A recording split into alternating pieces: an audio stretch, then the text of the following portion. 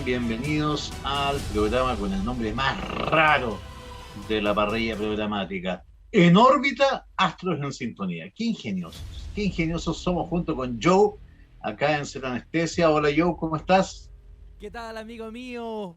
Bienvenido a una nueva semana de En órbita, Astros en sintonía. Oye, pero el nombre, déjame decirte que es bien creativo. Sí, No, sin basta nada de que estos decir. nombres tradicionales, conversando el día jueves. No, En órbita, Astros en Como los sintonía. viejos tiempos. Como en los viejos tiempos así de la televisión. En órbita, astros en sintonía, como el nombre de la vieja ola o de la nueva ola, no sé cómo decirlo ya.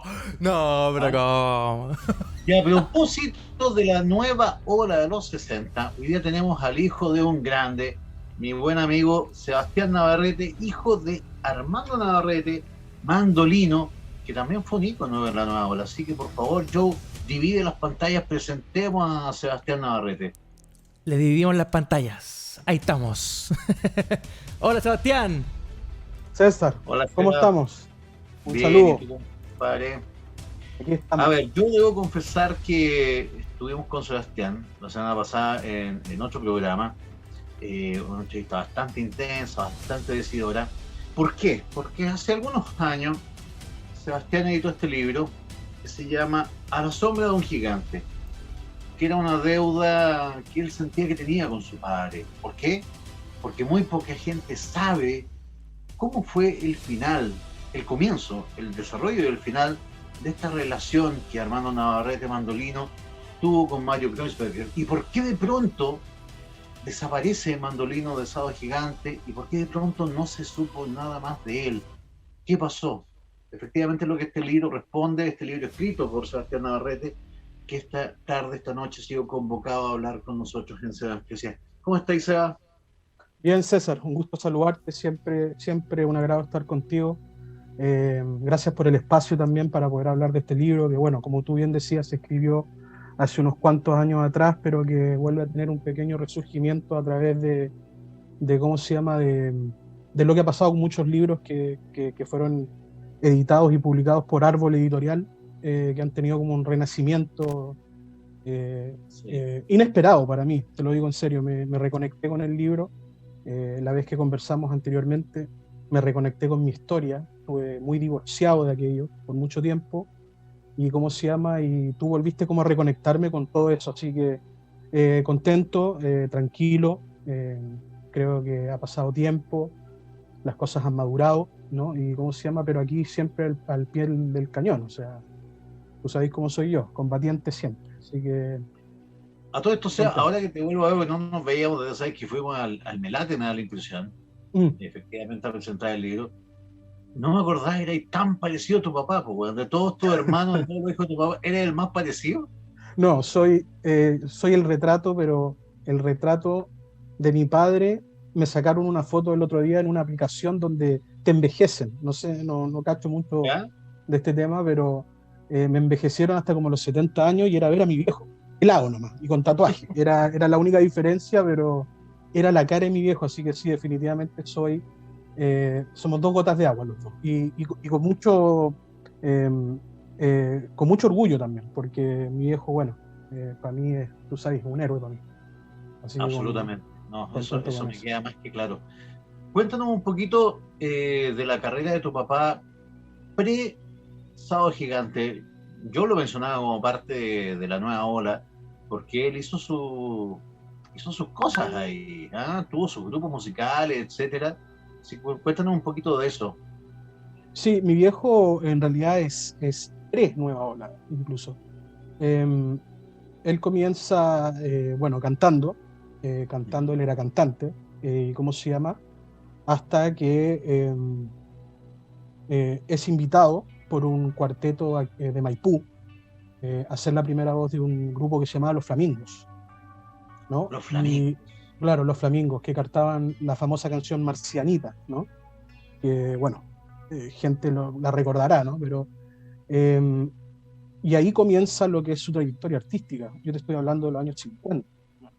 Uh-huh. Y O sea, comienza perdóname, este. estamos hablando de que se podría decir que, aparte de ser un gran cómico, Estamos hablando de unos precursores de lo que fue el rock en Chile, de algún modo, con los Flamencos. Sí, sí, definitivamente yo creo que también tuvo contribuyó con su grano de arena en lo que fue después el movimiento de la nueva ola. Entonces, esto lo impulsa, ¿no? Lo impulsa a empezar esta carrera artística porque él estaba estudiando para ser abogado inicialmente, pero una profunda fobia a todo lo social. Él tenía ciertos problemas para comunicarse, mucha vergüenza, muchos cuestionamientos internos ¿Era un cuando hombre joven. tímido? Era un hombre tímido, muy tímido.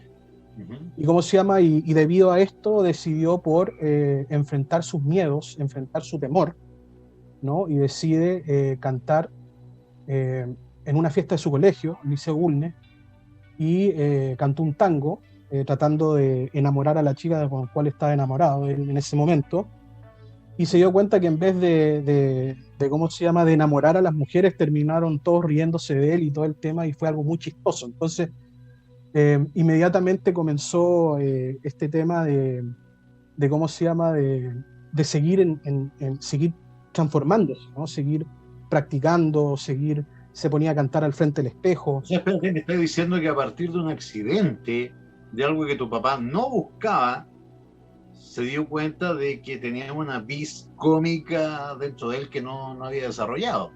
Claro, claro. O sea, era el profundo temor de siquiera hablar en clase, ¿me entendí? Era muy tímido, él era muy tímido y lo veía como un obstáculo para poder desarrollarse normalmente como cualquier ser humano, ¿no? Entonces, eso lo impulsó a querer enfrentar esos temores. Yo siento que eso es muy característico de nuestra familia. Si te das cuenta, mi viejo tenía 18, 17 años, 16 años en este tiempo, y esto iba como a repetirse, ¿no? Porque igual me pasa a mí también. Yo soy una persona muy tímida. ¿Tú te acuerdas cuando estuvimos en el programa que necesité de tu apoyo constantemente? Porque... me acuerdo que sí, de hecho me acuerdo que transpiraste mucho, bueno, sudaste mucho, me acuerdo de esa oportunidad, absolutamente. Sí, y bueno, y lógicamente que hay que tener en cuenta de que el tema que estamos tocando es un tema muy difícil, es un tema que roza a ciertos personajes que son bien nefastos y que son bien poderosos. Entonces, lógicamente que había un cierto grado de temor cuando lancé el libro. Llegué a temer por mi vida en algún momento. Entonces fue un momento muy dificultoso para mí, pero que sabía que tenía que enfrentar en algún momento. Entonces, vamos a llegar a eso, sí. Vamos a llegar a eso. Sí. Me acuerdo que también haber visto yo a tu papá, de hecho, en antiguas revistas de fotonovelas, Sin Amor, etcétera. En el fondo, wow, era como un círculo donde también se movía, qué sé yo, Fernando Larcón, etcétera, Rabani, Rabani, correcto. Bueno, Gervasio, Peter Rock, etcétera, Arturo Gatica, qué sé yo, el Pollo Fuente, que era como el Sin Amor también era una fuente de ingresos para los artistas de esa época. Sí, totalmente. Tú sabes que, bueno, en ese tiempo los artistas no estaban sobrevalorados. Entonces, los artistas en ese tiempo tenían que usar todos los recursos a su disposición para poder mantener, ¿no? una estabilidad económica y una estabilidad emocional también. Para el artista no solamente existe lo económico, que de repente nosotros nos enfocamos demasiado en estos temas económicos. Hemos sido cooptados por estos economistas que nos hablan de puras cifras y nos hablan de, ¿cómo se llama?, de porcentaje y de los milagros económicos. Pero para un artista lo más importante también es la parte emocional y cómo se conecta con su público y cómo su arte es expresada, ¿no? Entonces, definitivamente sí, el Bim Bam Boom también fue un lugar que dio la oportunidad a muchos artistas para poder hacer estos shows que eran más subidos de tono para su tiempo, ¿no? Que quebraban con el esquema cartuchista de ese tiempo, y cómo se llama, y brindaba un verdadero espectáculo, ¿no? Entonces, así se fue desarrollando un poco lo que era la carrera de mi viejo dentro de los medios, ¿no? Dentro del mundo artístico, comenzando como cantante, como te contaba, y después haciendo el paso hacia la comedia, guiado por Mario Moreno Cantinflas, cuando los Flamingos ganan el disco de oro. Es un momento clave, porque clave, no clavísimo. es, a ver, digamos que no es común que haya sido el mismo Cantinflas en persona que te haya dicho, casi le da a tu padre una especie de bendición. Cuéntanos un poquito esa escena. Sí, bueno, ellos hicieron una gira que duró más de un año, en ese tiempo, y te estoy hablando del año 59. Llegaron a Cuba justo en el tiempo de cuando Fidel Castro había ganado la revolución en Cuba. Wow. Eran tiempos eh, bien agitados, ¿no? Y mi viejo fue a trabajar a la televisora CMQ de La Habana.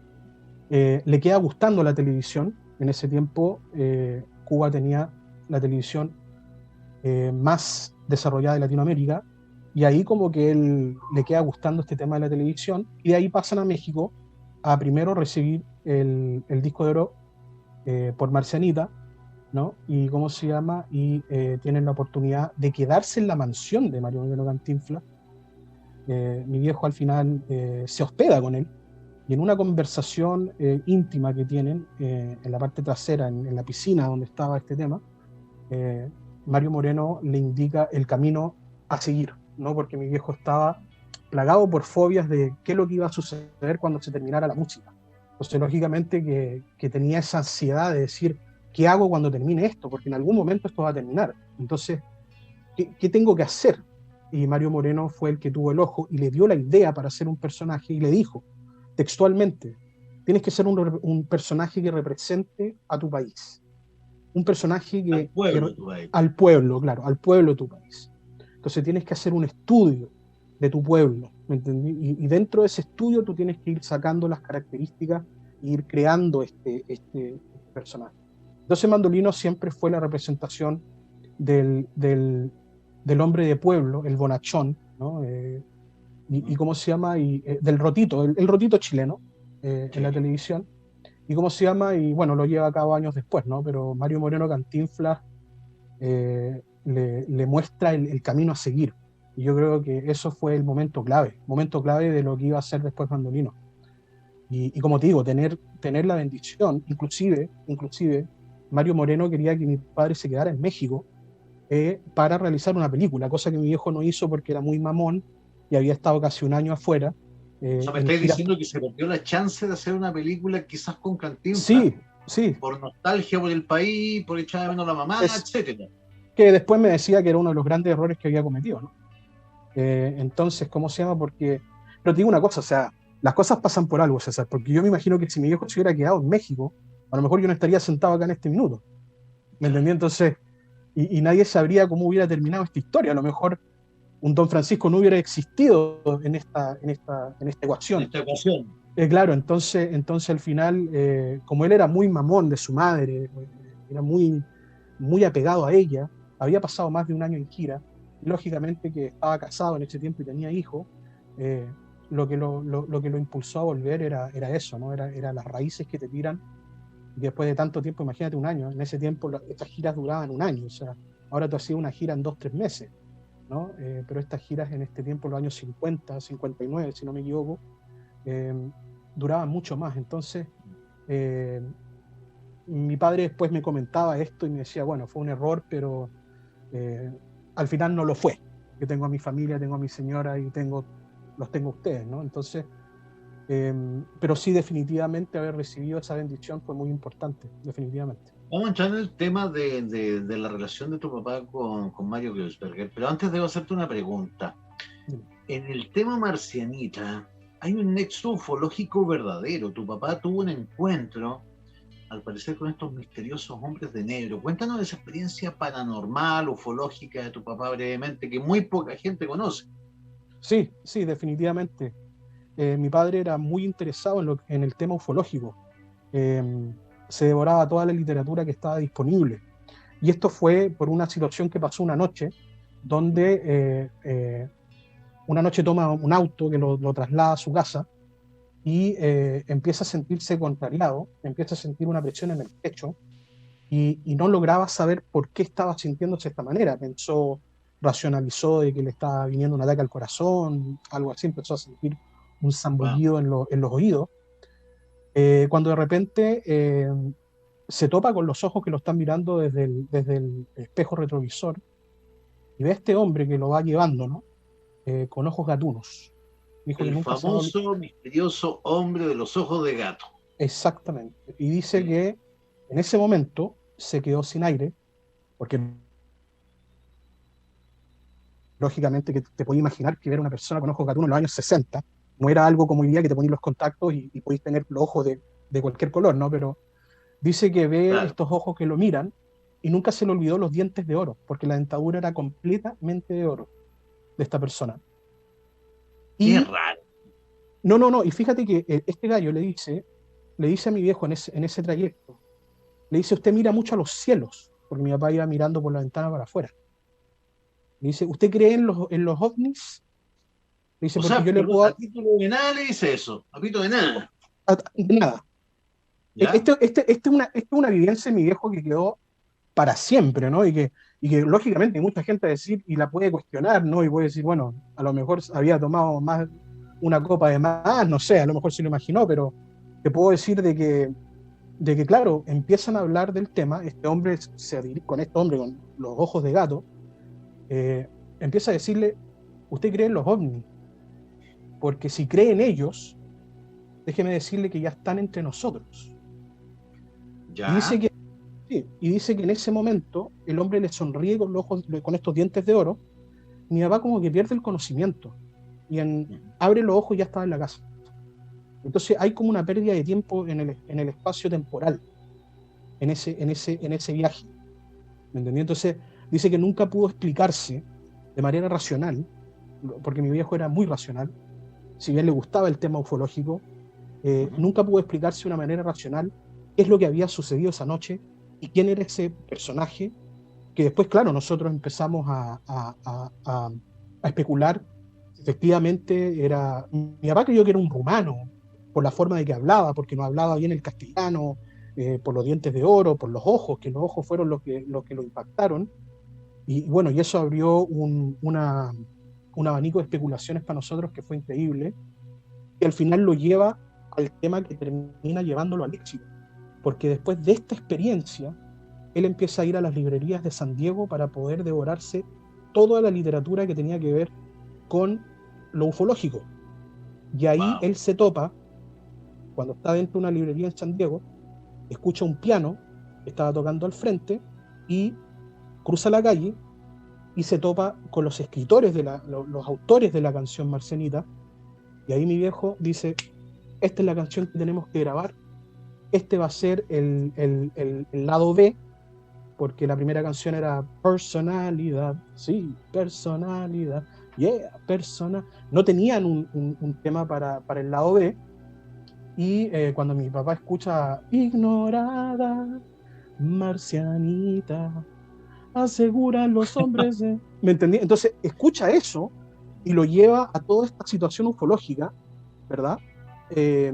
Y lo lleva a Marcianita, y es este tema el que termina impulsando al éxito a los Flamingos. Entonces es una cuestión que va conectada, ¿no?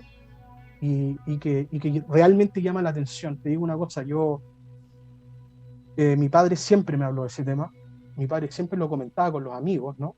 De esta situación muy extraña. Y como te digo, no podría darte una explicación racional. Solamente, o sea, tú eres el experto ahí en ese sentido, pero yo te digo, o sea, para nosotros fue algo bastante interesante, ¿no?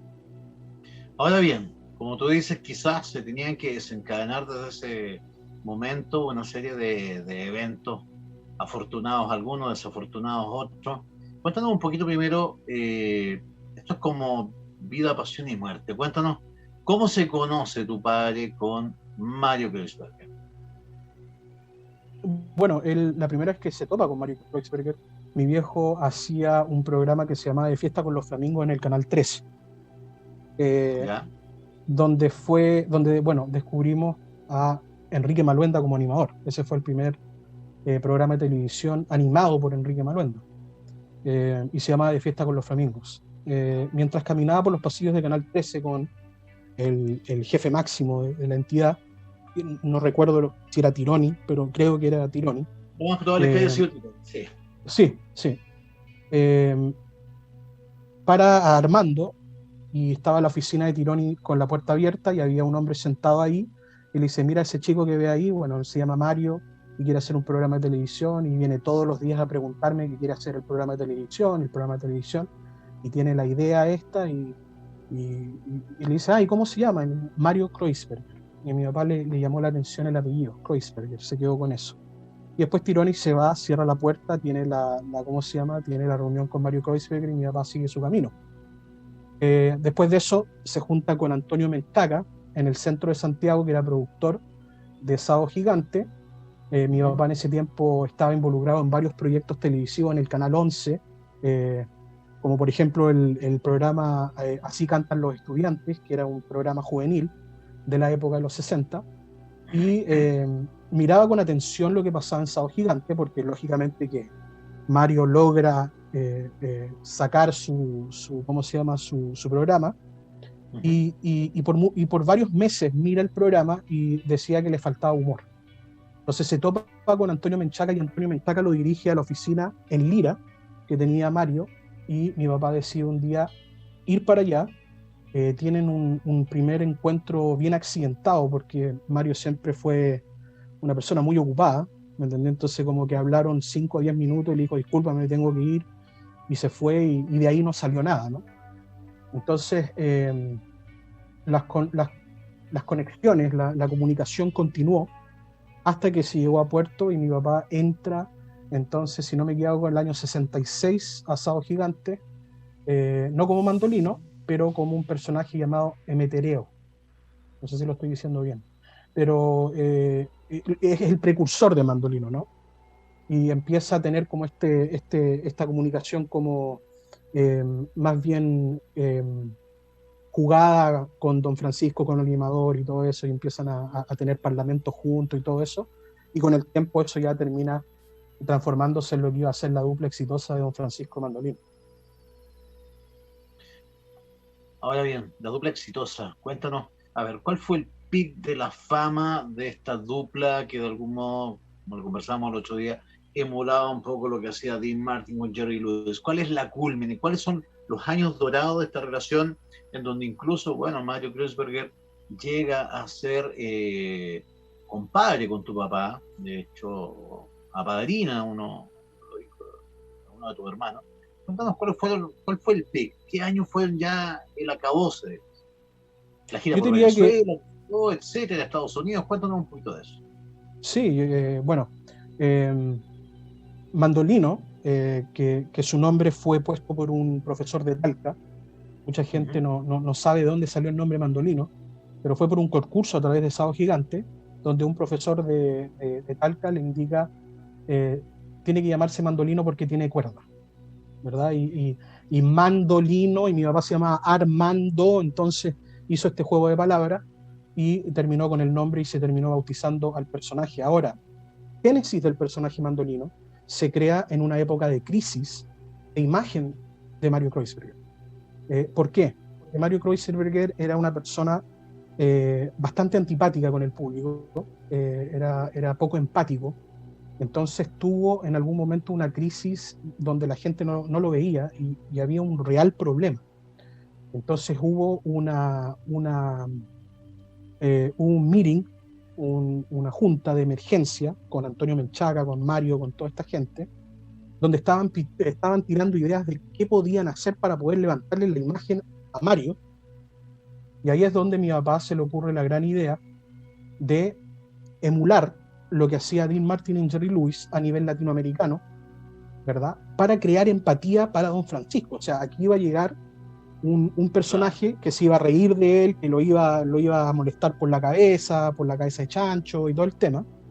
Y eso estaba netamente hecho para levantarle la imagen, o sea, para que el público pudiese humanizar al personaje, porque, como te digo, o sea, mi papá tenía que tirarle las orejas de repente, porque le decía, Mario, cálmate con eso, o sea, cálmate con los adjetivos que usaba de repente para referirse a ciertas personas, ¿me entendió, no? Y cómo se llama, y para poder empatizar. Entonces, el personaje se crea en un momento muy difícil de Sábado Gigante, donde inclusive esta crisis estaba peligrando la continuidad del programa.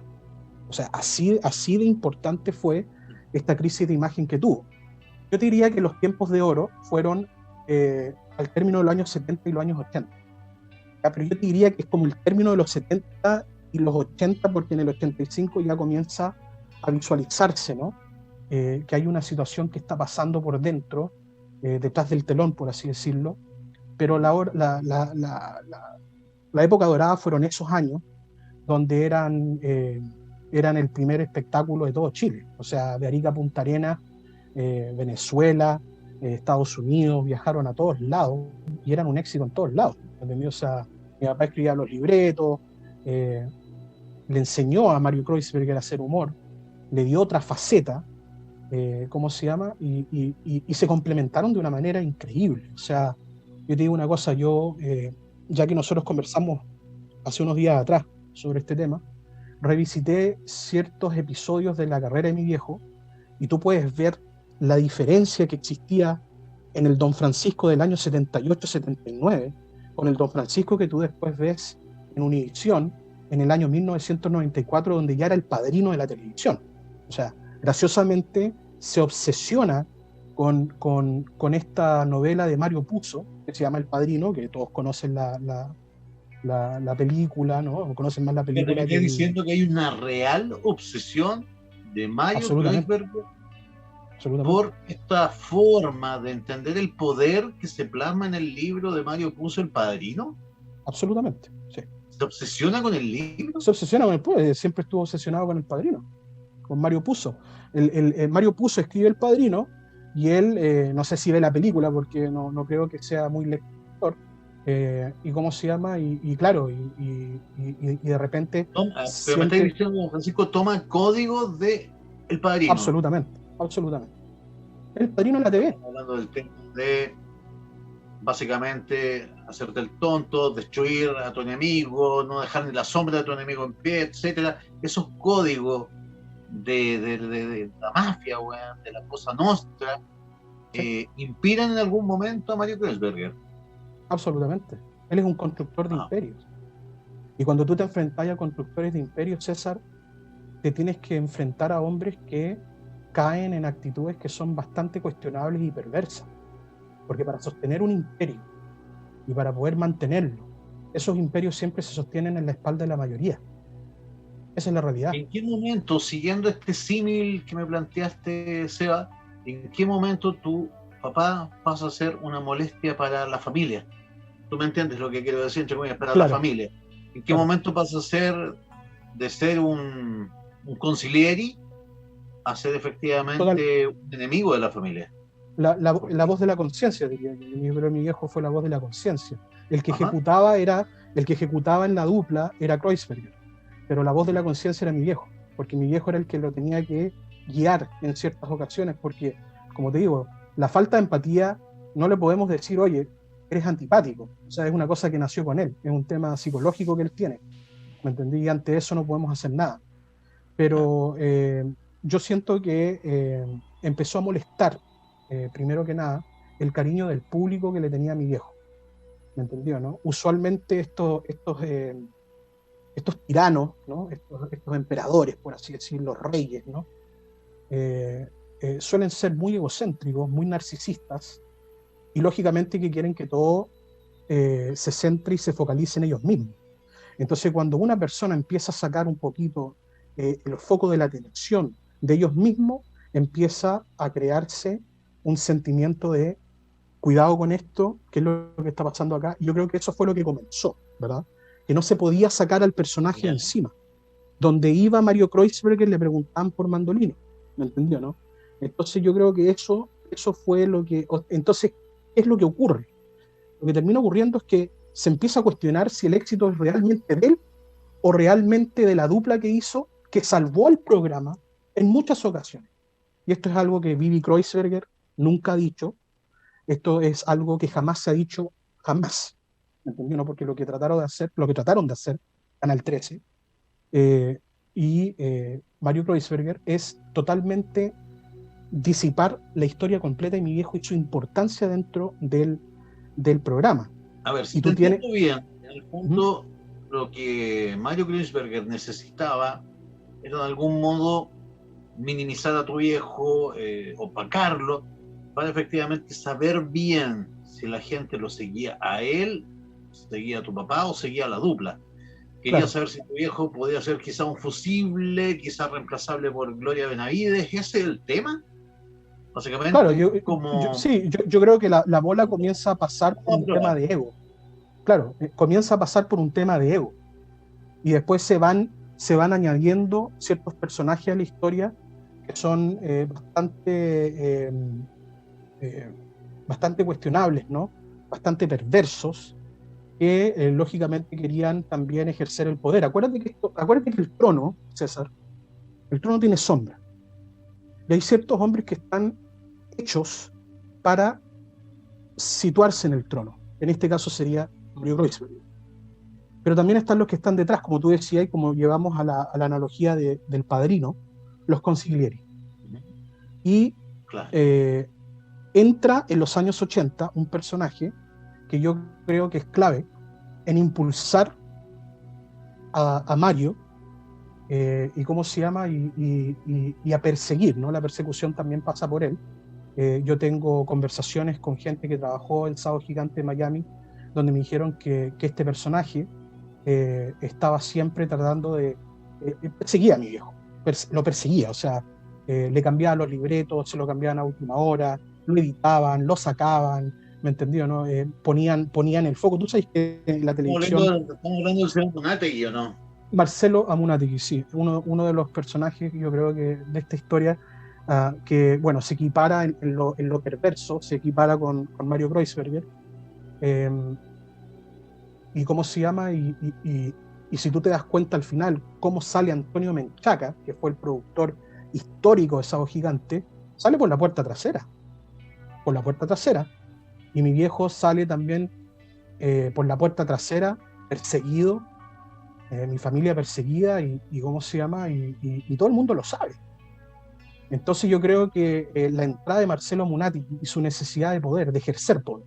El día de hoy Marcelo Munategui es mano derecha de don Francisco, y donde tú ves a Mario Kreuzberger vas a ver a Marcelo Munategui detrás de él. O sea, la lógica te indica, ¿me entendís? Que hubieron movimientos y acciones que fueron arbitrarias, porque él quería ejercer poder a través de Mario Kreuzberger, ¿me entendí? Y para eso tenía que sacar a mi viejo encima.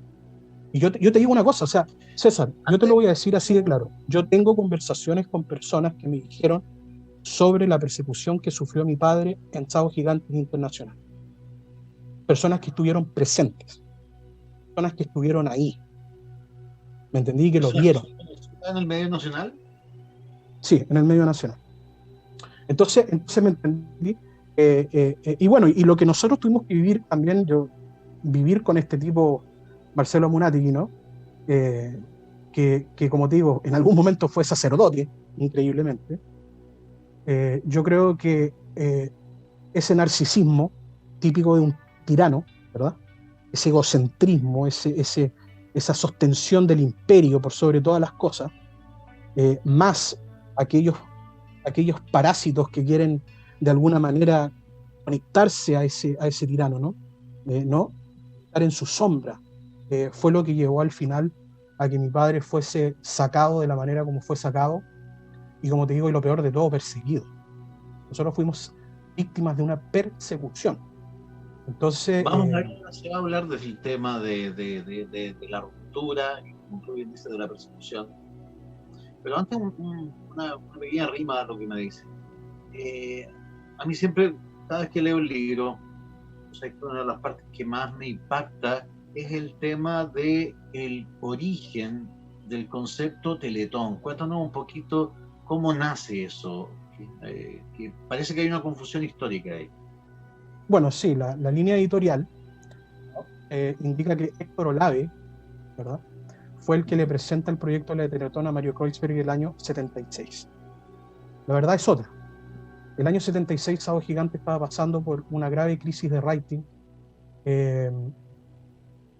porque Dingo Londango, animado por mi padrino Enrique Maluenda, que aprovecho de mandarle un saludo, le estaba ganando la guerra del rating. Bueno, tú sabes que mi padrino termina saliendo de Televisión Nacional de Chile, siendo el Festival de la Una,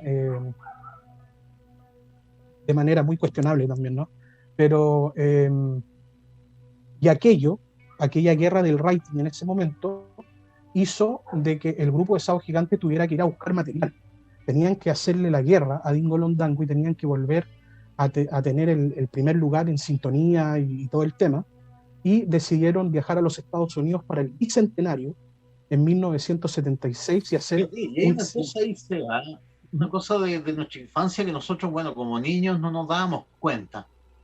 Pero el tema entonces del famoso Guatón Copión, del Happening con Ja, etcétera, se refería justamente a estas visitas para simplemente ir a ver a los grandes como Johnny Carson, que se yo, en Estados Unidos, y lisa y llanamente robarle ideas, así como, bueno, si Johnny Sí, Carson está haciendo un programa de entrevista, pesquemos y le vamos a poner Noche de Gigante, y no vamos a pagarle un peso a Johnny Carson, vamos a copiar el modelo. claro, Eso era el Guatón totalmente. Copión. Sí, lógico, absolutamente, absolutamente. Pero en tiempos de crisis, ¿verdad? Uno tiene cara de hereje, entonces busca los recursos que estén a disposición para poder salir adelante. Lógicamente que en ese tiempo también era interés de mi viejo de que el programa saliera adelante porque él era una parte integral del programa. ¿Entendí? Entonces deciden viajar a los Estados Unidos y cómo se llama, y bueno, hacen reportajes en el Miami Aquarium, van al circo Ringling Brothers, van a Hershey, Pennsylvania, donde mi viejo le hace un show a los niños que eran vulnerables, ¿no?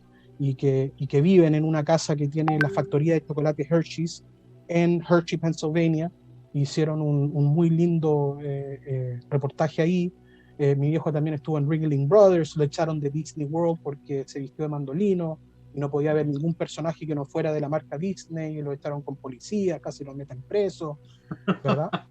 Eso, claro. Y Ahora recién venimos a entender cómo, bueno, tu papá en eso también fue, creo, un precursor. No, creo que no se dio cuenta el peso mafioso que realmente tenía Disney. O sea, ahora cuando tú ves cómo Disney se ha apoderado de todo, de la Fox, absolutamente, de Marvel, como en el fondo están quitando todos los capítulos piratas de los Simpsons, de YouTube, etcétera.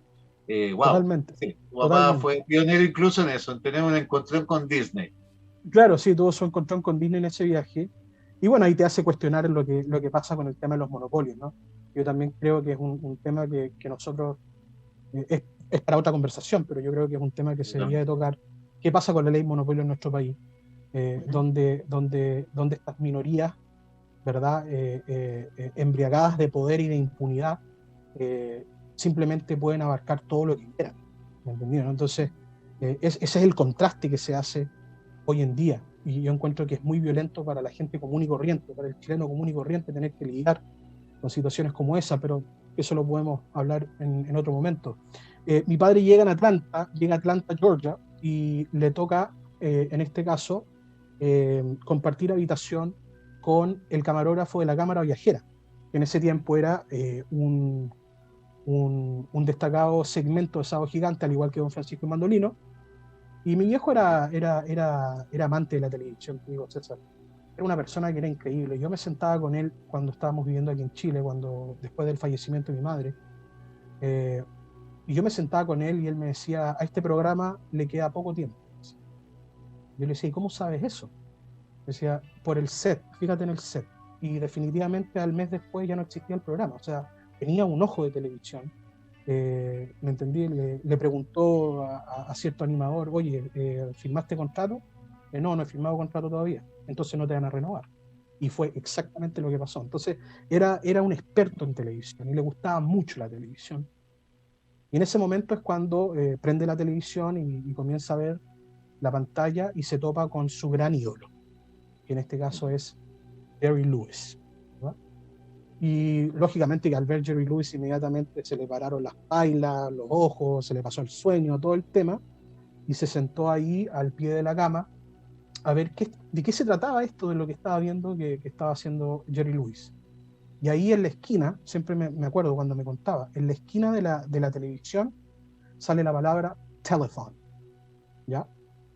Y empieza a ver los números de teléfono que pasaban por abajo, por estado, ¿no? Para poder hacer, ¿cómo se llama? Donaciones, y que las donaciones iban para estos niños que sufrían discapacidad y necesitaban este tipo de ayuda. Y ahí se le prende el bombo a mi viejo y dice, esto es lo que tiene que hacer Mario en Chile. Y agarra la cámara viajera y empieza a grabar la Teletón de Jerry Lewis directamente desde la televisión para después al otro día mostrársela a Mario. Al otro día Mario los despierta para ir a tomar desayuno al lobby y mi papá, como loco, se levanta y le dice, Mario, te tengo que mostrar esto es lo que tenéis que hacer en Chile, se llama la Teletón, la está haciendo Jerry Lewis, es para ayudar a los niños discapacitados del país, tú has ganado cualquier plata, es momento que des algo de vuelta y esto puede ser una gran obra, aquí te lo quiero mostrar. Y agarra la cámara y empieza a mostrarme. Mario se volvió loco. Estás loco, ¿qué iba a estar haciendo yo con teletones? No, un no rotundo. Lo retó porque usó la cámara que tenía que estar lista para un reportaje y había grabado no sé cuántos minutos había grabado la Teletón de Jerry Lewis para después presentársela. Pero recibe un no rotundo. Ahora lo que se dice en la historia, en la línea editorial, ¿no? La fabricación de la realidad que hacen los medios para... Claro, la fabricación de los medios. Yo creo que hoy en día, César, espacios como este, que son medios independientes, medios libres, son tan necesarios, porque tú te das cuenta de que de repente se fabrican realidades que no son, y se fabrican realidades para esconder ciertas verdades que pueden ser incómodas y que pueden poner en jaque ciertos poderes fácticos. Entonces, no hubo caso, no quiso, no lo vio, se enojó, pero mi papá nunca se dio por vencido en ese momento, nunca se da por vencido y dice, voy a empujar a este gallo a que haga la Teletón. Y durante el año 77, cada vez que lo veía, Armando, Mario, tenéis que hacer la Teletón, tenéis que hacer la Teletón, tenéis que hacer la Teletón. No había forma de engancharlo, hasta que mi viejo, haciendo un cierto análisis psicológico, dice, ¿queréis ser el animador número 1 de la televisión chilena? Y ahí abrió los ojos. ¿Queréis tener a todos los animadores de rodillas al frente tuyo? Y ahí le interesó el tema. Y bueno, ahí comienza él a mover la máquina, ¿no?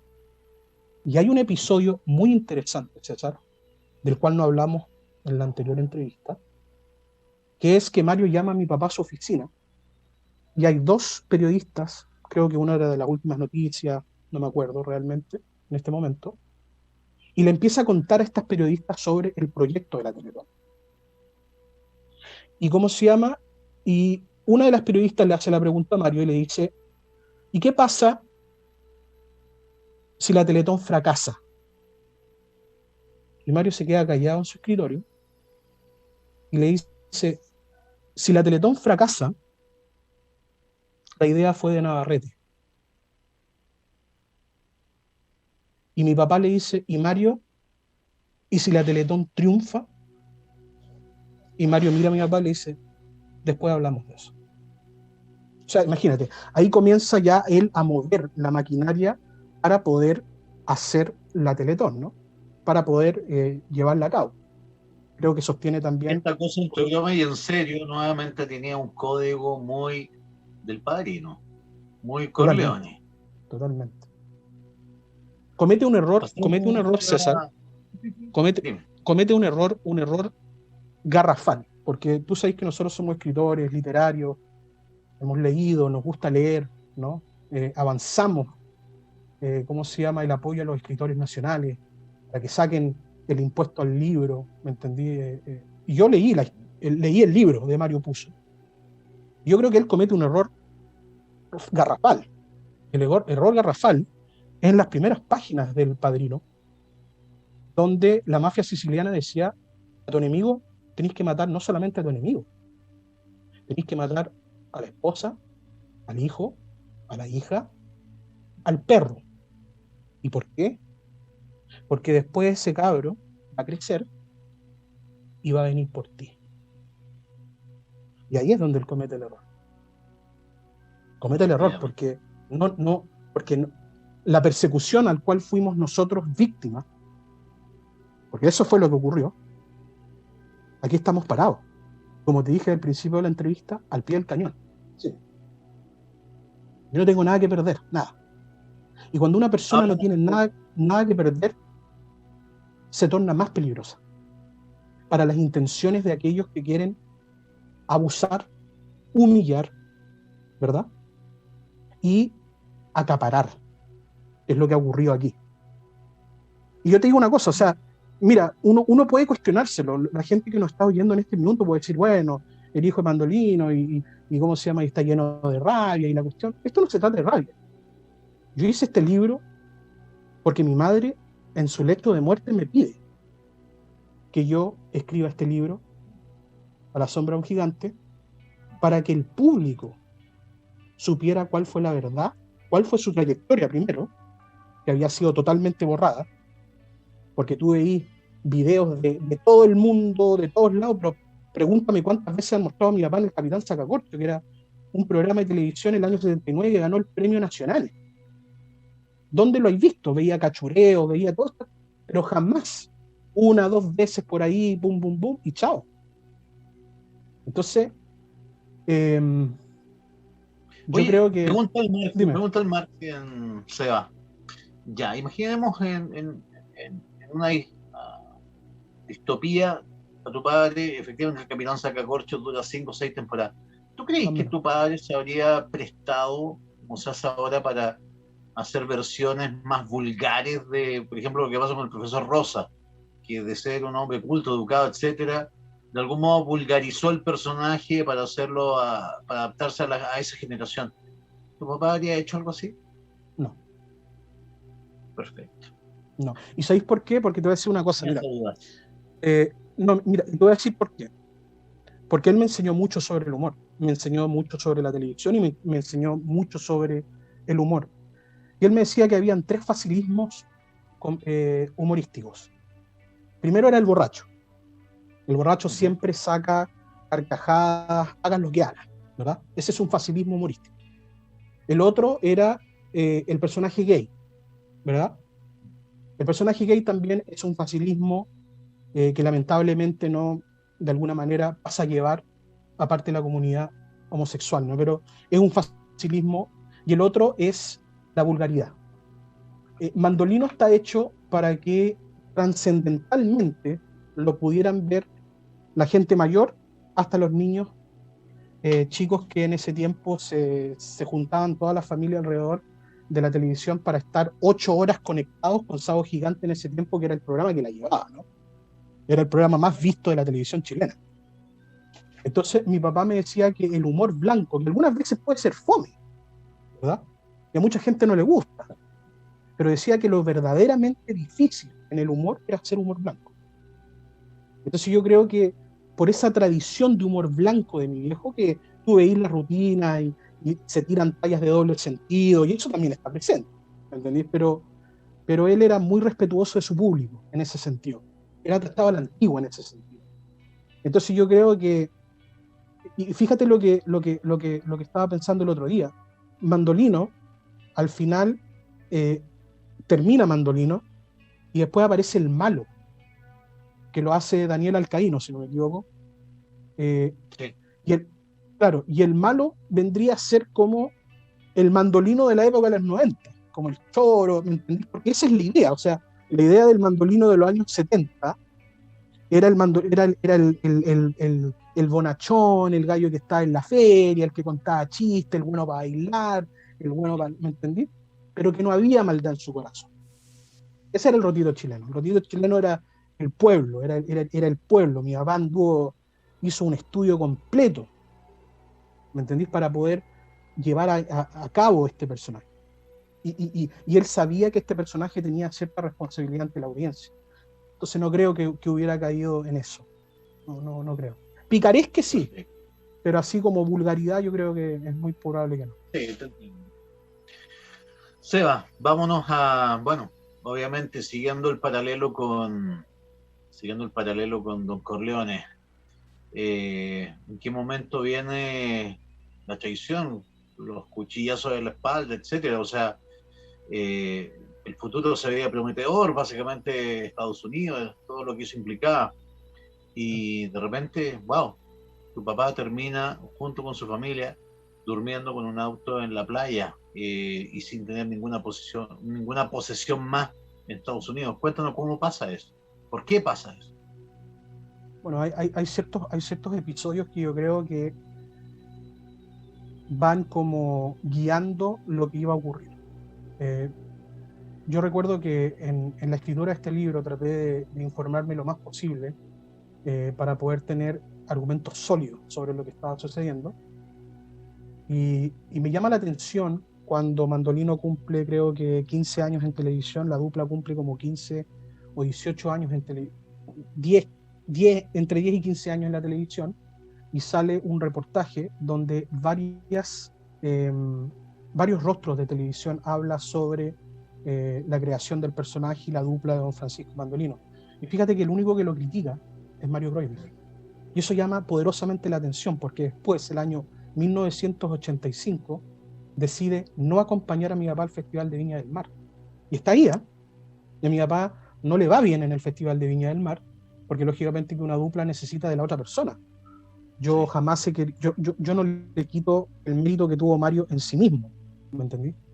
Pero cuando él se resta de ir al Festival de Viña con mi papá, que era la dupla, ¿me entendí? Ya empieza a llamar poderosamente la atención.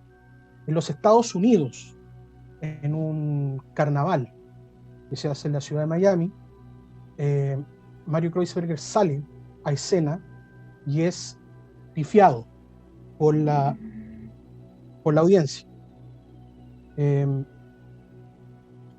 Y sale mi papá, hacen su rutina, ¿verdad? Bla, bla, bla, bla, bla. La gente feliz. Conocían a mi viejo, el público cubano de Miami, conocía a mi viejo del año 60, porque había hecho televisión con Rolando Barral. Rolando Barral en ese tiempo, en los años 60, era uno de los más grandes animadores de la televisión cubana. Entonces mi papá conocía el ambiente de Miami, del Caribe y todo eso, por su tiempo en los Flamingos. Mi papá dice que él sale de escena, dice que nadie lo felicita, y que ninguna persona del equipo de Sábado Gigante se le acerca ni siquiera a hablarle. O sea, ya estaba en el periodo donde la gente ya ni siquiera le dirigía la palabra. Ante eso, habían otros problemas que eran que, por ejemplo, y yo me acuerdo, yo tengo memoria clarísima, cuando teníamos que comprar unos panes con una boloña, que me acuerdo que era como esta mortadela, y teníamos que cobrar mortadela porque los cheques no le salían a Armando Navarrete. Los pasajes para ir a Miami le salían con 6 horas de anticipación y mi viejo tenía que salir corriendo. No lo pasaban a buscar en el hotel, tenía que tomar micro para ir a grabar el programa en Miami. O sea, y más encima había esta ley del hielo que tenía, y que mi papá ya estaba poniéndose muy nervioso, y lo conversaba con mi mamá, y lo conversaba con mi abuelo, que decía, ¿qué es lo que está pasando aquí? O sea, ¿me entendí? O sea, él también se lo cuestionaba. Y él se sienta, y llega una artista muy conocida a nivel latinoamericano,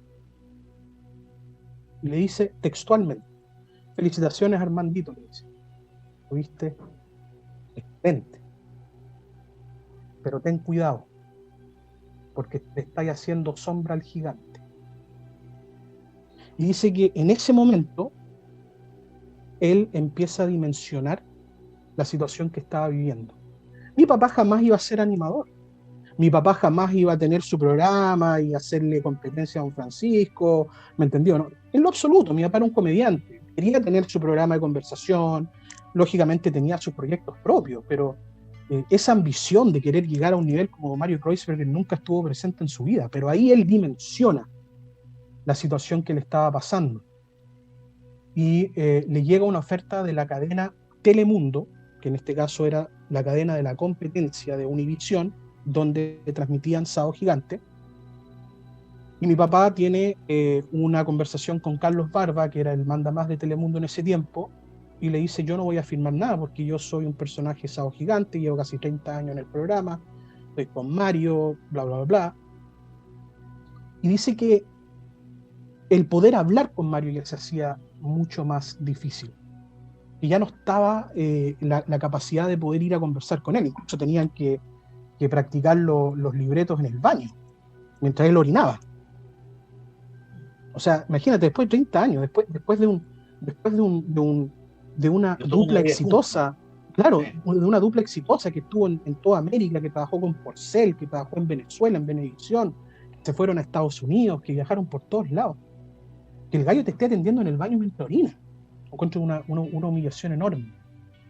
Entonces mi papá empieza a darse cuenta que esta situación está ahí y él le dice, Mario, me están ofreciendo un contrato de Telemundo y tú no me has dicho nada sobre si yo continúo en los planes de Sábado Gigante. No sé nada, aquí nadie me dice nada, ¿verdad?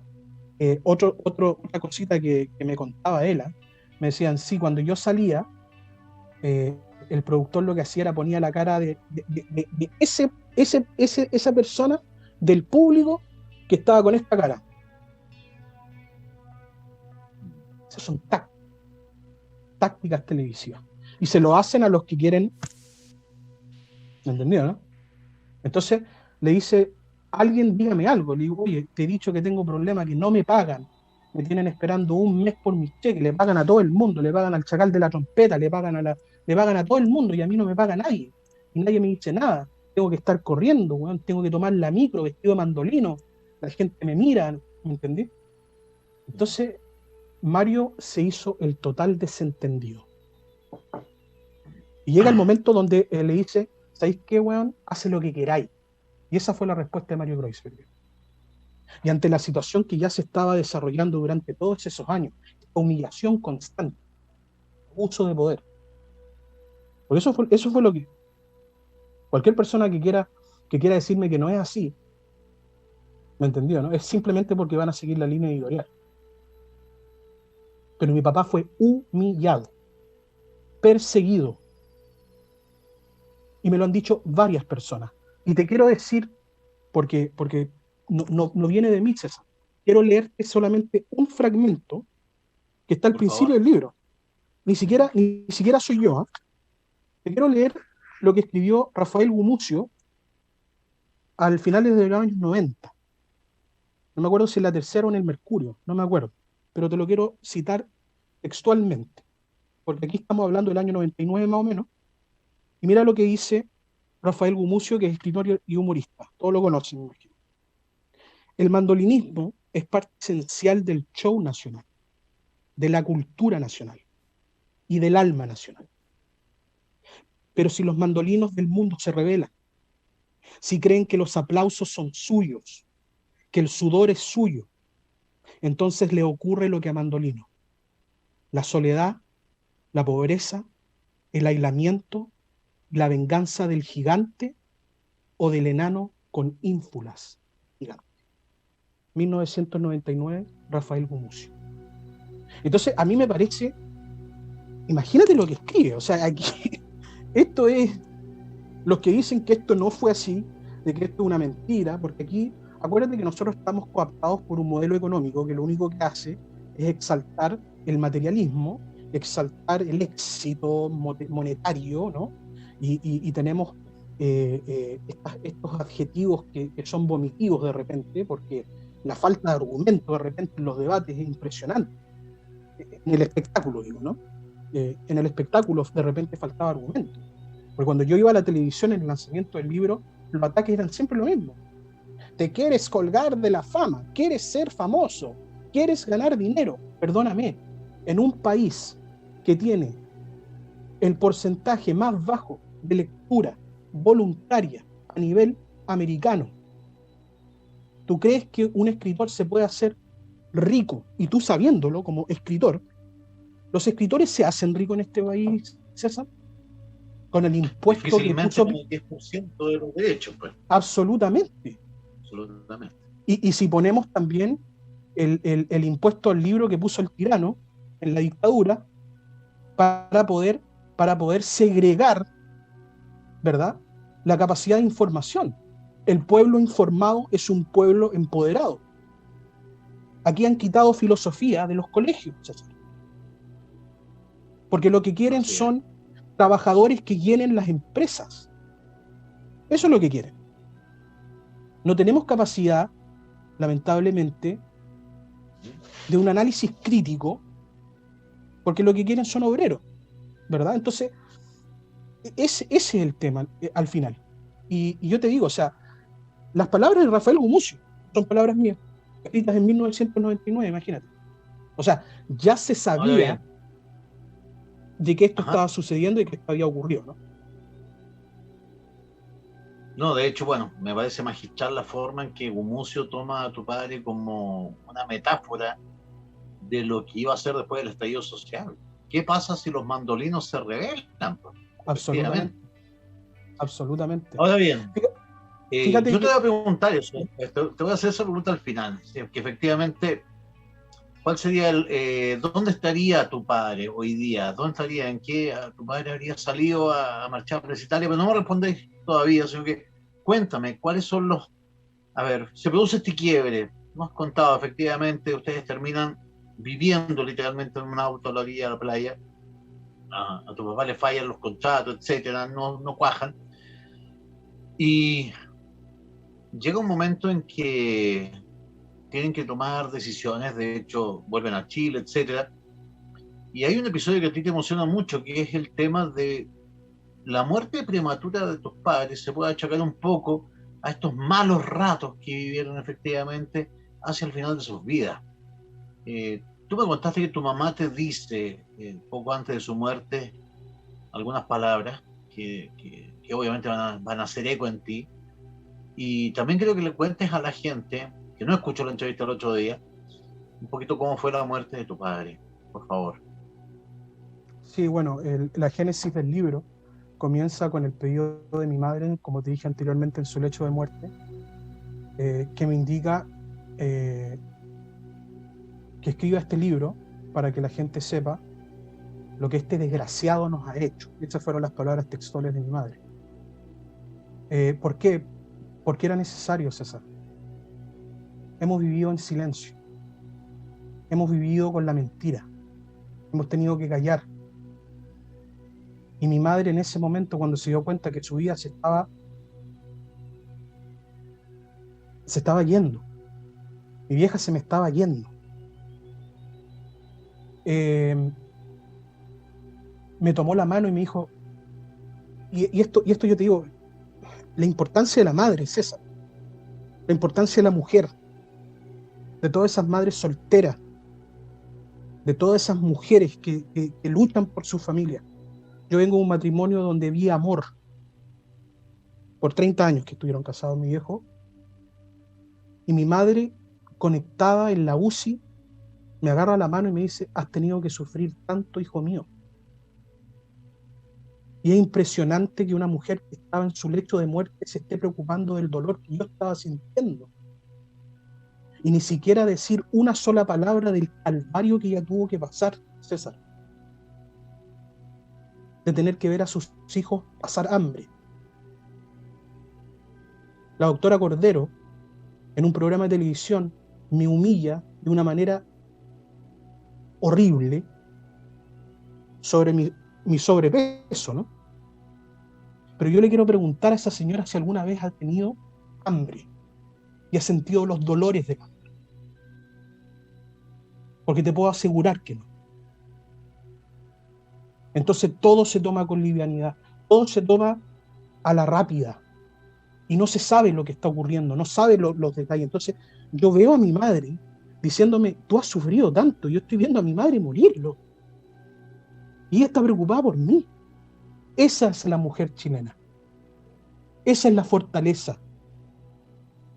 Y me dijo textualmente, quiero que me hagas algo por mi hijo, me dice.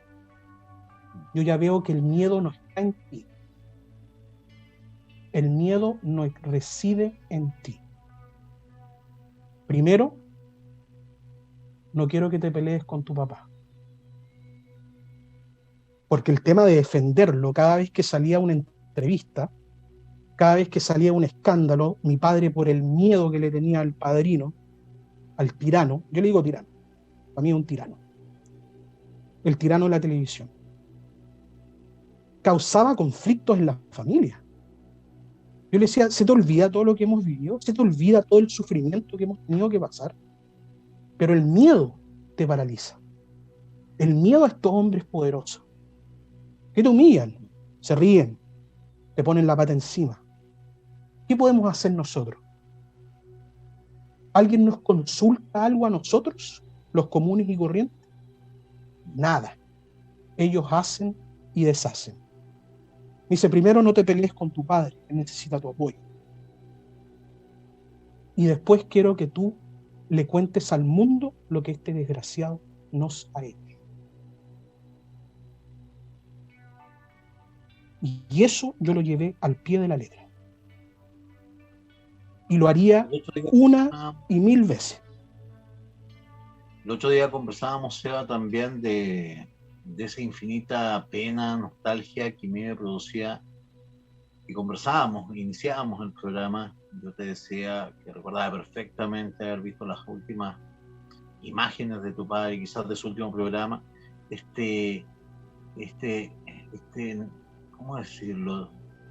Este triste vals solitario que él baila suavemente antes de comenzar uno de sus últimos programas, si no el último, en un país centroamericano, cuando quizás ya estaba empezando una etapa de estabilidad ya después de la tormenta, y lo traiciona su salud. Cuéntanos un poquito de eso, la muerte de tu padre, los últimos pensamientos de él. Bueno, sí, él llega, mi madre muere, fallece. El día del funeral me topo con Mario Kreuzberger. Perdóname, César, es que esto es un tema que complica realmente. Y nos miramos cara a cara. Y él supo. Él sabía que el golpe venía de aquí. Mi padre llega a Chile a rescatarme. Yo llegué el 2008 aquí a Chile y me costó mucho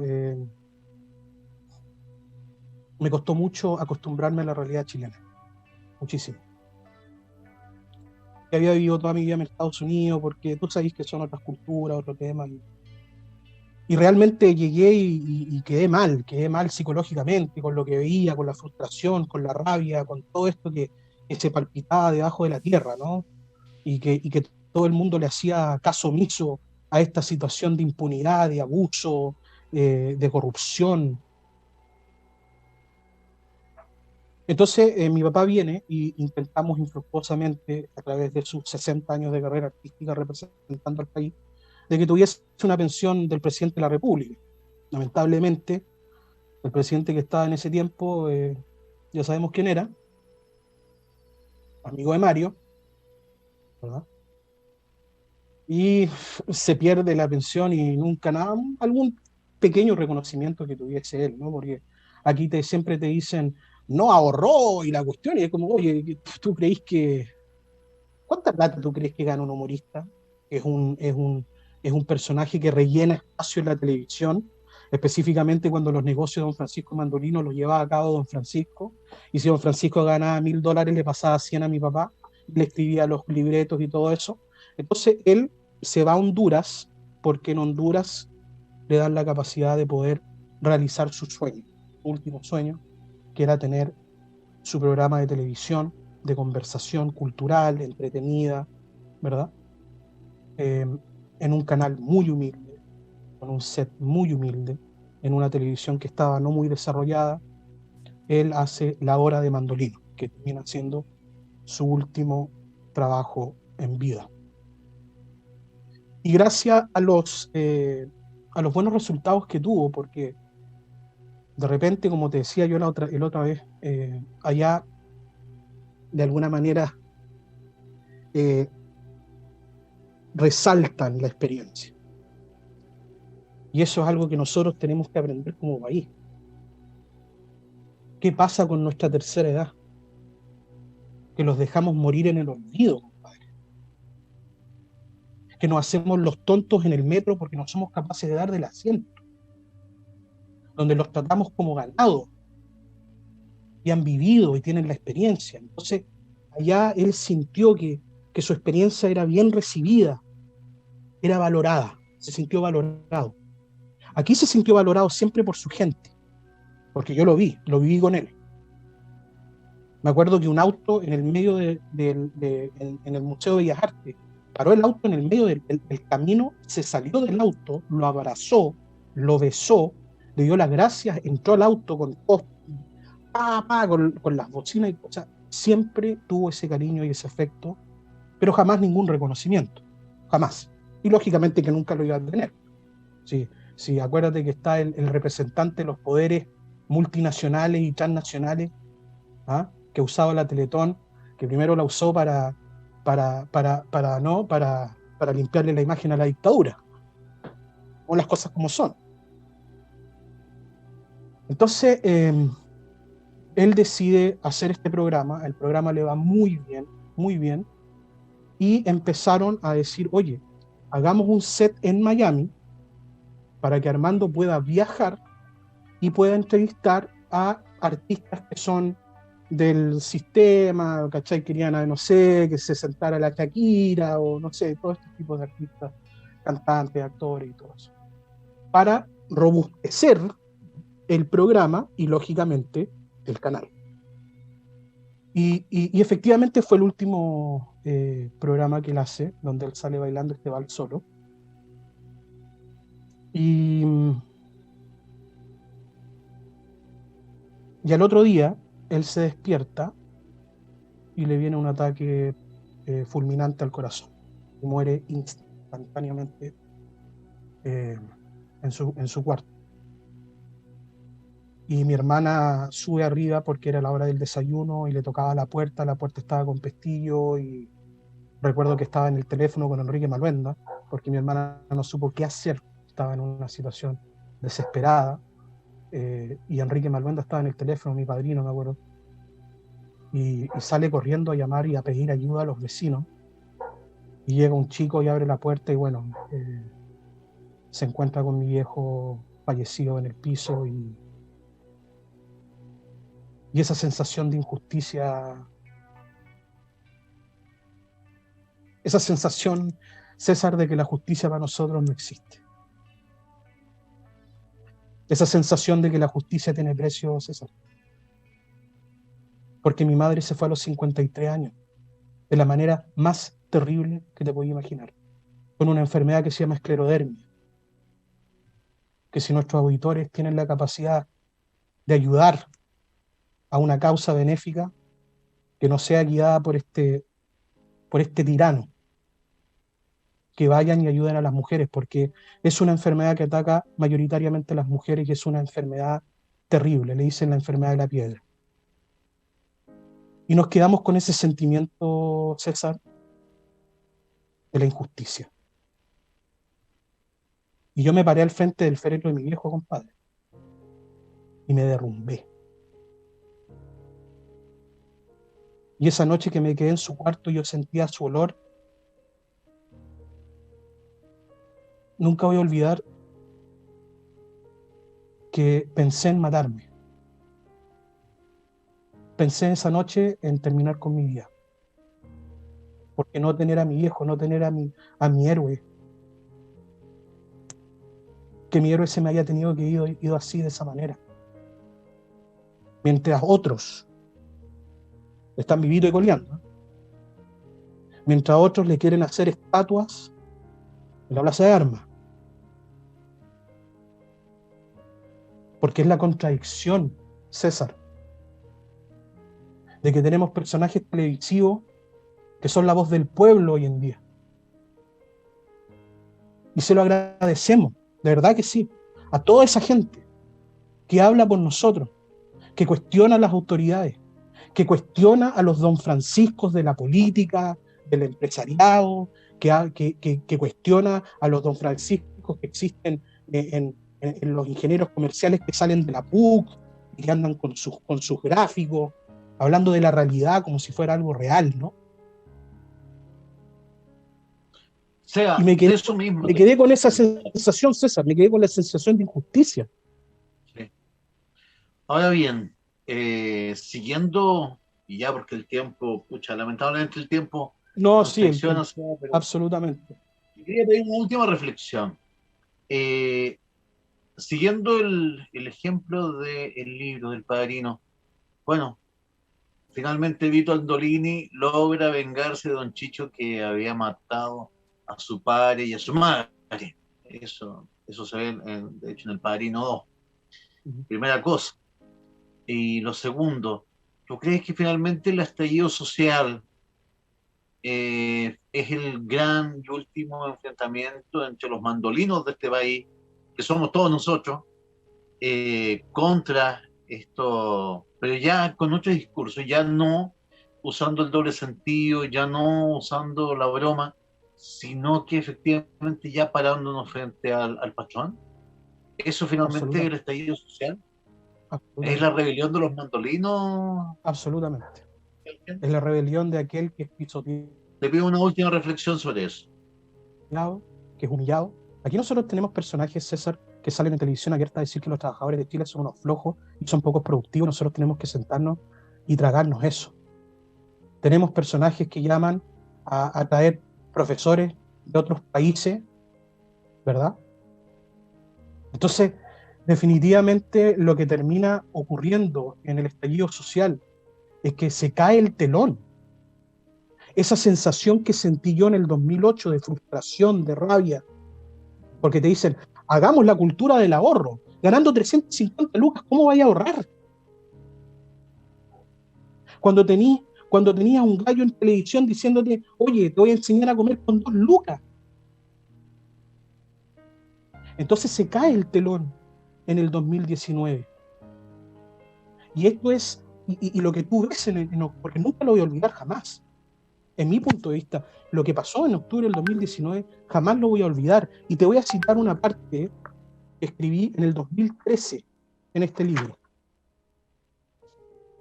El error más grave que cometió mi padre fue haber pensado que Mario Kreuzberger era su hermano, cuando éste no lo veía ni siquiera como un amigo.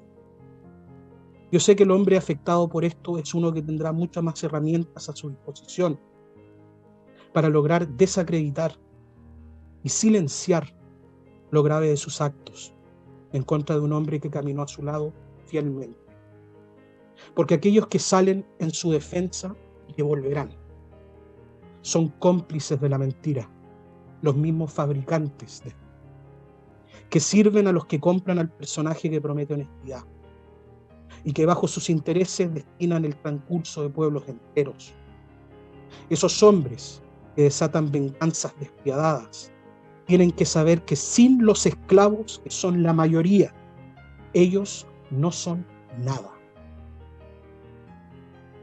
Que existen millones de mandolinos que sufren, desaparecen y que deben conformarse con las limitaciones muchas veces impuestas por los que nos gobiernan y que piden justicia por el derecho humano de vivir con dignidad. 2013.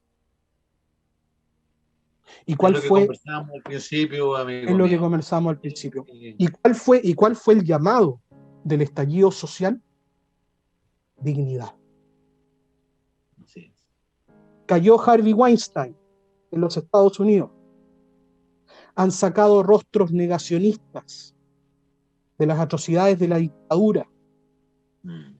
Acuérdate que tenemos personajes que quieren prescribir el Partido Comunista, compañero, en el siglo XXI, quieren terminar con el marxismo, siglo XXI. Cayó Harvey Weinstein. Han sacado rostros de la televisión después del estallido social. Pero hay uno que es intocable. Pueden caer todos, pero él jamás lo han tocado. ¿Y por qué no lo han tocado? Porque él representa aquellos poderes que nos oprimen. Es así de simple, compañero. Es Pero entre cometió un comillas error. la cara amable o el rostro amable, entre comillas, de los poderes fácticos. Absolutamente. Sebastián Navarrete, ha sido un honor tenerte en el programa. Realmente, wow. Entonces ahí, hermano, podríamos estar horas No, conversando. tú y yo, claro. Prepararme para en medio de la más tengo otro programa. Pero decirte que te quiero mucho. Tu hermana, de hecho, está ahí también en sintonía. También decirle que la quiero mucho a ella. Y agradecerte por esta segunda entrevista que me concedes. Bueno, yo ahí le voy a pedir a Joe que también publique un aviso sobre que el libro está a la venta, por si la gente quiere leerlo, si quiere conocerlo. A la sombra de los gigantes, ahí vamos a poner de acuerdo con Joe después para poner un aviso.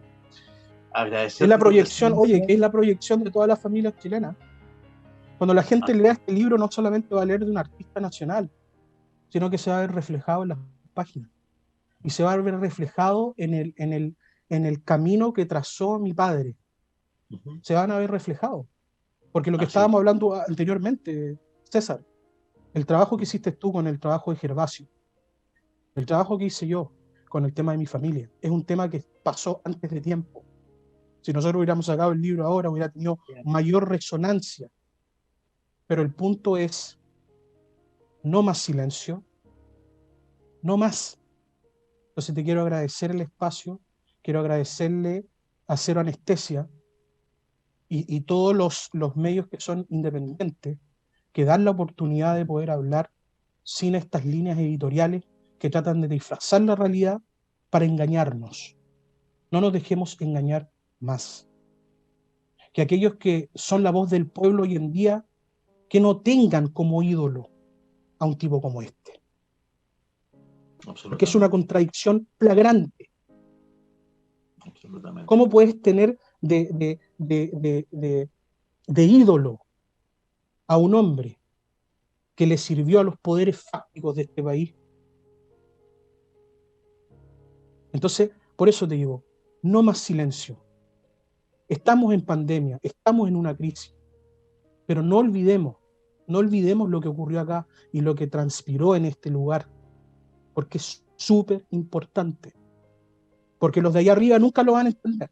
Nos van a decir delincuentes, nos van a decir que somos comunistas, que somos guerrilleros. Pero esto no se trata de nada de eso. Esto se trata de una sola cosa. Justicia por ante todas las cosas, el término de la impunidad y la igualdad ante la ley, que son tres cosas que no existen en nuestro país hoy en día, y que mi padre fue víctima de aquello. Gracias, César. Gracias por el tiempo. Gracias, Sebastián. Te agradezco la entrevista. Realmente, gracias, hermano, nuevamente por este tiempo. No, gracias a ti, compañero. Una última pregunta, te voy a sacar totalmente del enfoque. Mira lo que te voy a preguntar. Ya. ¿Alguna vez, por algún homenaje que eventualmente se hiciera a tu padre, te pondrían los hábitos franciscanos que él usaba? ¿Te vestirías de mandolino alguna vez? Si esto se requiriese para un homenaje. No, y tú sabes que te voy a contar algo, ¿eh? Me lo propusieron una vez. ¿Ya? Lo haría, pero tú tenés que ser mi don Francisco, eso sí, por César, porque con el verdadero No, de más. voy a hacer una dupla, la hago contigo, pero un poquito más amable. claro. Te vas a poner la palabra. No, como te digo, para mí sería un honor llevar un símbolo del hombre común y corriente en este país, como lo fue Mandolino y lo que significó. Si tú te das cuenta, y con esto termino, don Francisco Mandolino es la simbología de lo que pasa en este país, el patrón y el esclavo. Es así de simple. Y eso salió en escena, y detrás del telón fue peor. Le vamos a cobrar la palabra entonces a Sebastián Navarrete. Va a vestir los hábitos franciscanos de su padre. Vamos a preparar algo ahí. Joe, querido, bueno, ha sido qué duda acá. Yo creo que has estado en silencio. Qué intenso ha estado el programa hoy día. En órbita, Astros en Sintonía. Bueno, yo por mi parte me despido de Sebastián. Ha sido un honor de nuevo, como te digo, tenerte en el programa en Cero Anestesia. Y querido Joe, dime. Amigo mío. Te he visto confuso todo el programa. Sí, mira, solamente agradecer al público PIC de Sintonía hoy día, más de 90 personas escuchando el relato de Sebastián. Cariños especiales a Marianela Montalva, nuestra Anelita. Muchos comentarios. Ayer en tu programa Tú a Tú no nombraron para nada a Mandolino. Parece que el Mario lo prohibió, dice Lucía Llanos. Un gran abrazo para su invitado, amigo César, Claudio Yarce, Carlos Eduardo Vega Cid. Gracias, César.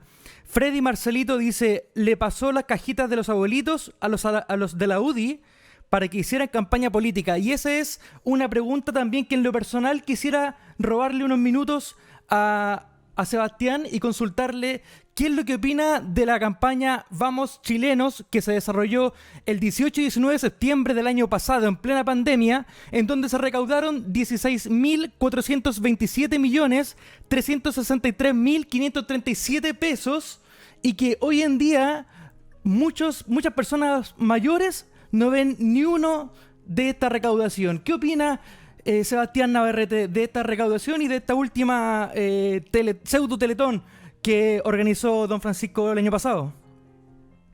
Una vergüenza total. Es una vergüenza, ¿sabéis por qué? Porque es el intento de este acto de misericordia. Y la misericordia conlleva un cierto grado también de humillación. Absolutamente.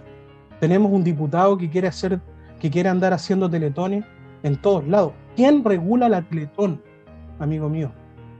¿Quién regula estas teletones que se hacen? ¿A dónde paran esos dineros? Pero yo te diría, oye, no hay que mirar muy allá. Hubo un senador de la República que intentó de hacer una investigación a los dineros de la Teletón, el señor Lavanderos, y bueno, todos sabemos cómo terminó, No ¿no? sabemos lo que pasó con Lavandero, efectivamente. Entonces, no, pero yo te digo, ¿cuál es mi amigo? Mi amigo, ¿cuál es su nombre? Disculpa. Joe, yo te digo que este es siempre el mismo intento de engañarnos con el mensaje de unidad nacional, ¿me entendió, no? Y lamentablemente es una simple operación para poder blanquear a los grandes poderes fácticos de este país, que son dueños del poder político y del poder empresarial. Es lamentable, de verdad. Y espero, de verdad, Joe, que se aclare de inmediato a dónde fueron a terminar todos estos recursos. Una vergüenza. No, y ahora, ojo, ahora están pidiendo otra. Entonces va a resucitar la momia, porque la momia resucita, escucha la Teletón y ¡bum! Resucita inmediatamente y vuelve a tener sus 5 minutos de fama y... ¿Ah? Oye, y también, y con esto te termino, Sí. Jugando con la necesidad de la tercera edad de nuestro país. Jugando. Primero fue con las personas en situación de discapacidad, ahora... Sí. Entonces por eso te digo, es una vergüenza. Ojalá que terminemos con este tema, porque yo te digo una cosa, la Teletón ayuda a los niños, nadie va a decir que no, nadie va a tocar, porque hay gente que dice, no hay que tocar la Teletón, no hay que tocar la Teletón. Perdóname, en una democracia no hay impunidad. Acuérdate que la Teletón de Terry Lewis terminó porque se dieron cuenta que estaba desviando fondos para el Estado de Israel. O sea, en Estados Unidos sí se tocó la Teletón. Claro. Entonces, el punto es que ojalá que la momia no vuelva a resucitar con estos llamados de la derecha, ¿no? A este nivel de misericordia y hacer estas teletones que nadie sabe a dónde va la plata, nadie sabe qué es lo que sucede. ¿Me entendía que necesitamos? Se proponga hacer una o sea, teletón. es que César, necesitamos leyes que garanticen. Efectivamente. Ya basta. ¿Dónde está la ley de monopolio en este país, César? Tienes la razón. O sea, absolutamente. No hay discusión. Es un asistencialismo demasiado ochentero, demasiado noventero. Claro, la Iglesia Católica. La Iglesia Católica, la misericordia. Está bien, todos queremos ser misericordiosos. Pero para los que están ahí arriba, los que viven en su burbuja de números, de porcentajes, que te sacan el milagro económico de Chile. El modelo Milton Friedman, el año que fue instaurado en este país, 383% de inflación, nadie te lo dice. La doctrina del shock. La doctrina del shock, absolutamente. Y nadie se acuerda de la viejita que iba a comprar la bolsa de té bajo en dictadura. Mi pregunta es, a esa señora de la tercera edad, el año 1988, ¿a dónde estaba el milagro económico para ella? Porque el milagro económico fue para algunos nomás. Entonces basta de esta tendencia de que, y me tomo el pequeño espacio para decir de que el gran humorista Coco Legrand hizo un personaje que se llama el Cuesco Cabrera. Este país lamentablemente no puede salir de esta trampa neoliberal monetarista porque estamos llenos de Cuescos Cabrera. Y al que no conoce el Cuesco Cabrera, lo invito a que vayan a ver para que vean esta interpretación del gran Coco Legrand a lo que era el chileno de los años 80 y del milagro económico de Milton Friedman, el hombre que hablaba de libertad y que decidió imponer a sangre y fuego su modelo económico aquí a través de los Chicago Boys. Pero esa es otra historia. Bueno, Rolando Gerrás nos pregunta aquí dónde se puede conseguir el libro. Bueno, vamos a publicar ahí, le voy a enviar los datos a Joe para la gente que lo quiera adquirir. Vamos a publicar la información en nuestra fanpage, sí. Y como te digo, realmente con material gráfico también imperdible, inédito. Buenísimo. Así que gracias nuevamente, Sebastián. Yo me voy corriendo al otro programa, Joe, así que eso. Me despido, amigos. Muchas gracias. Saludos a todos. Gracias a todas las personas que empatizan con uno y sigamos adelante, sigamos en la lucha. Gracias, César, por el espacio. Gracias, Joe. No, gracias a ti por la presencia, Seba, y gracias, Joe, también, como siempre, por el espacio. Que estés bien. Que le vaya muy bien. Nos vemos el próximo jueves en órbita. Muchas gracias a ustedes y gracias a la sintonía de hoy día. Chao, chao. No, se pasaron. Realmente la gente se pasó. Sí. Nada que decir. Se pasaron hoy día. Muchas gracias por acompañarnos. Ya, chicos, estén bien. Nos vemos.